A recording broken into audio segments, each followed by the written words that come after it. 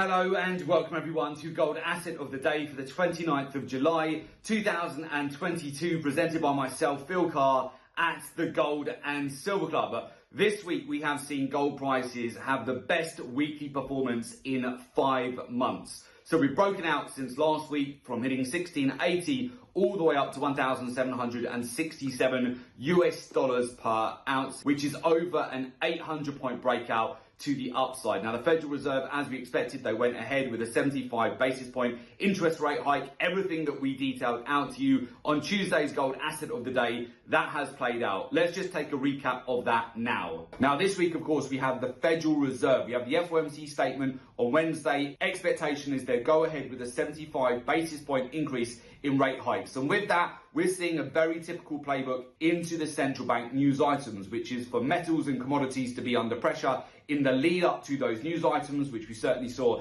yesterday with gold coming back down towards the 1715 level. So again, at the Gold and Silver Club, we've been taking advantage of these lower prices on gold at the start of the week and last week as well. Each time we're getting back down towards 1700 or lower to accumulate further exposure. I still like gold this week once it gets down towards that 1715, 1710, 1705 zone. And I'm looking for a breakout back towards the 1745, 1750 zone over the course of this week. So with that, I do hope that many of you were able to benefit. We've actually banked a windfall amount of profit here. Later on the week, we stacked into 4 positions on gold. As we talked you through, there's been multiple opportunities over the last week to build into positions back down towards the 1715, 1710 handle. In fact, after our reports earlier this week, gold did in fact dip down, back down towards 1,711 US dollars per ounce, giving you a perfect opportunity to stack further exposure on this market before breaking out after the FOMC statement up towards 1,767 US dollars per ounce.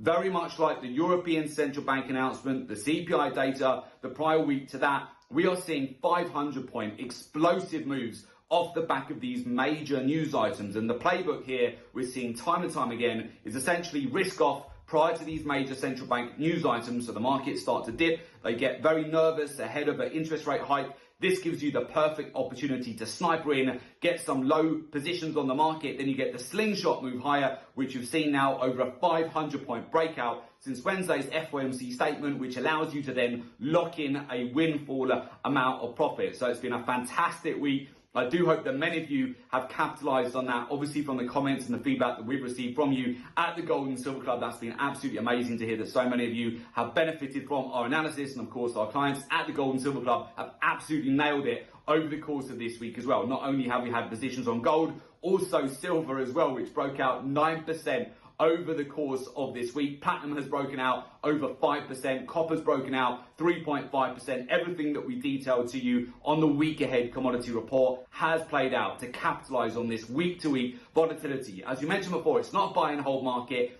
It is a trader's market. If you're not making money at the moment, you absolutely should be. These market conditions are absolutely perfect to keep trading in and out of the markets, capitalize on the range-bound price action of the slingshot moves that we keep seeing off the back of central bank news items, and you can do extremely well trading commodities here. And of course, as we go into next week, now we're going to be moving into a fresh month. As we move into the month of August, we've got non-farm payrolls next week as well. And typically the month of August leading into September is fantastic for trading commodities. But again, you want to be utilizing a data-driven approach to the market. It is no longer the 1980s where you have to rely on technical analysis. We see many traders out there, they don't get into positions because they don't get the technical analysis confirmation, or they end up getting FOMO, they end up buying too late. If you find yourself right now buying into silver and gold right now towards the end of the week, you really missed the trick here over the course of this week. Gold's broken out 800 points in the last week. Silver, we talked you through in detail on the week ahead commodity report as well. It's up 9% already. So now, if you're dithering and now thinking about getting in the market after they've already had a massive pump to the upside, I would suggest your strategy is not really optimized for these market conditions. Again, it's a data-driven market. You need to be utilizing data, statistics, market intelligence. Ditch those outdated technical analysis strategies or gimmicky technical indicators.